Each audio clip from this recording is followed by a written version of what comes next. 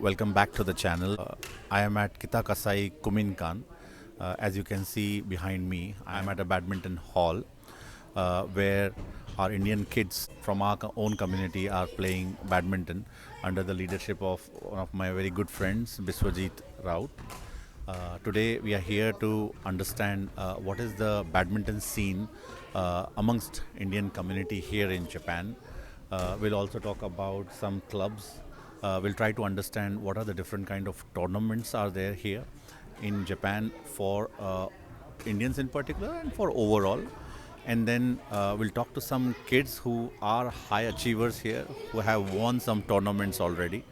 And then we will end it with what kind of training Biswajit actually conducts here, so that you can also have an image what kind of training is required if you have to kind of win tournaments here in particular and overall in badminton in general. So we'll get started. First, I'd request Biswajit Raut to introduce himself, and then we'll get into the discussion of the badminton. So Biswajit, welcome to our channel. In badminton community, you're already well known. But for outside that, if you can briefly introduce yourself, and we can start from how is the badminton community scene here in Tokyo. Thank you, Premsan and the Japan Pulse for giving this opportunity to cover our practice session. So I should mention this. Indians in Japan, they mostly go to international schools, and we all know the international school sports facilities are very limited. Either it's not there, or even if it's there, it's very not everyday practice is possible. So from there, when my son also, he used to play badminton for last 15 years. When I saw this situation, so then I took the training part on my hand. So luckily we are staying in Edogaku, and there is lot of community halls around it. So it's not that bad. So we started from the training from there. So from training, like why we need this training? First thing is Japan is a very nice, well organized country in badminton. Yeah. So they have grade 1, all elementary school, grade 1 to 6. There is a Tokyo champion, there is a Kanto champion, and there is a all Japan grade 1 champion. And so they select every twice a year, and that happens for each grades up to elementary school finished. Then there is junior high school competitions, and there is high school champions. So this kind of very few countries have these well organized events. Right. And another thing I should say, when there is some achievement of a kid, the way they make the child feel good, like the head of the association will come, another assistant will holding a medal to give it to the kid. Right. So it's simply amazing. Another point is, when there is a competition between two kids, so suppose your like our group kid win, so the opponent kid along with his coach, they will come to you for advices. So there is it's like very beautiful. So there we have to get into the system, and it's very transparent and very well organized. So from there all the motivations come. So luckily we have these community halls, and I started it, and now kids are doing amazing, really good in this competing in Japanese tournaments and achieving the best. Like I should mention this current, they played the Nakano junior high school and elementary school championship. You won't believe both the finalists were from our junior high school as well as so kids performance motivates me, and it's somehow going good in this beautiful badminton country. So regarding how we move, like I don't know how people will understand it, but the practice is mainly consist of let's say 70% is only your posture correction, physically training, and racket and shuttle. In our training sessions, racket and shuttle actually touch maybe 30% of the time. Right. If it's a 2-hour session, maybe they will get to play and touch the shuttle in 45 minutes. So what we have to do is, the racket swinging is an important part of the training. So those things if you do, and with your lot of commitment to the physical training, you can definitely compete with the Japanese kids. It's not, we cannot, by mind, we cannot lose. We have to try and then get you to it. And I think kids are doing well, and that motivates me to, like I started this last 6 years, I think, and it will continue. So,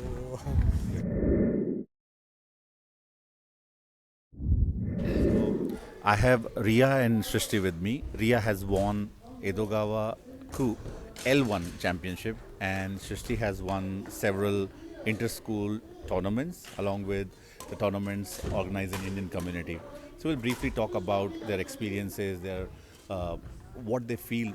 Is there a difference between the sports of Japanese members or Japanese players or Indian players? So we'll hear more from them directly. So we'll start with Ria first. Ria. Well, the main difference that I felt was the body type difference between Japanese people and Indian people. So, Indian people are more tall and prone to attacking, and Japanese people, considering their short height and short legs, so they're more of a rally thing and they run a lot and their speed is very fast. But their defense is a little weak because Indians actually attack more and more stronger. Okay, so that's the reason how you won Yeah, the I actually tournament. do. Yeah, that's really good. How about Srishti? There's like many different game styles between Indians and Japanese people. For inter-school tournaments for Japanese schools, I've seen that they're more active. Their serves are higher. It's like they have a different game style, all the more from Indians, because Indians focus more on, let's say, power, and Japanese focus more on precision. So that's like a major game style I found. That's a great point. Then Ria and Srishti, quickly tell me for how many years you have been training for this? I've been playing in India for 7 years and in Japan for about 6 months now. I've lived in Japan like basically my whole life, so I think 4 or 5 years. Great. Then a last question, like how is this practice helping you in kind of being in the form you have been and also looking ahead also? Well, I would say the individual attention that Biswajit sir pays, it's more important to like individually grow as a player, and that Japanese system that we have been made familiar with, considering the difference between Indian system and Japanese system, I think that's a good thing. I think the patterns and exercises he makes us do, it really increases our game. And the way he just pays attention to all of our steps and footwork, it's helping us increase our potential and just, as better in badminton. Great. Thank you very much for your time, and I wish you best of luck for all your future tournaments. Thank you for your time. So I have Hemu, Subrajit, and Tanmay with me. They will briefly introduce themselves, talk about the tournaments they have won, and also I also want to know how many years you have been coming to this coaching and how it has been helping you. My name is Hemu, and I've been playing badminton for about 3.5 years now. And I, I've played lots of tournaments so far, and not all of them have been a success, but so far I've had a few achievements. This trophy is my first trophy I've ever won. This was one of my toughest trophies I've gotten so far because I at that time I didn't know how to play so well. Hello everyone, my name is Subrajit, and I've started my badminton career in this coaching, and I've been playing badminton since I was 7, so it has been about 5-6 years. And through that time I won many tournaments and had a lot of ups and downs. So my main one, so recently I won this trophy. It's from KO Cup, and another main one is this All Tokyo tournament. I became third place in that, so I got a bronze medal. Thank you. Hello everyone, I'm Tanmay Verma. So I've been playing badminton since I was 7, and I came to Japan, and it's been like 1.5 years since I joined this coaching, and this coaching has been helpful for my badminton career since it's my passion. So with all the tips coach gave, I won a trophy, first trophy in badminton in Japan. With it's a doubles tournament. I played with Superjit. Thank you. One of my biggest achievements also was Wembley. Like it's a all Tokyo Open Championships. I placed top 8 in it, which is a very great achievement. And I really like the part about that. I really like that. And badminton, it like the coaching, it really helps, and it's one of the. This is the only reason I got to this point and level. So I'm really grateful for that. Okay, so hello all. My name is Jyoti Swarup Bamanapalli and I study in K International. So I've been playing badminton for about 3.5 or 3 years about right now, and I've come to Bishwajit uncle's class for badminton training, and it's been really fun. So I actually recently won this runners up for the Nakano tournament. It's like it's a Nakano World tournament where people from all around Tokyo can come and play for this Nakano tournament, and I got second place for junior high school. This badminton class, it doesn't only help me physically for training in badminton, it also helps me mentally. Like for example, my confidence used to be lower before, but now it's a lot higher, and I think that really helps, just the mindset and physically too. So yeah, thank you. Hello everyone, my name is Haricharan. I'm studying in IISJ. I've been playing badminton in Nadan Parinde for 4 years. I've been training under Bishwajit sir's classes regularly. So this class helps me a lot. So with his help, I have went to a tournament and all. So with that tournament, I have got these 2 medals in doubles and singles. This is an inter-school tournament between many schools like CIA and stuff. And so this training actually helps me a lot, like in improving badminton. So this also helps me in my ambition of becoming a badminton player. Thank you. Hello everyone, I'm Shiven Garg and I'm 15 years old right now. So I've been playing badminton for about 2.5 years now. I joined coach's class in 2021 in summer vacation. It's been a lot of fun, and as you can see, we do such fun exercises, and yeah, it's helped us a lot. So this I won in a kids tournament that was held by JTSE in 2022. Yeah, thank you.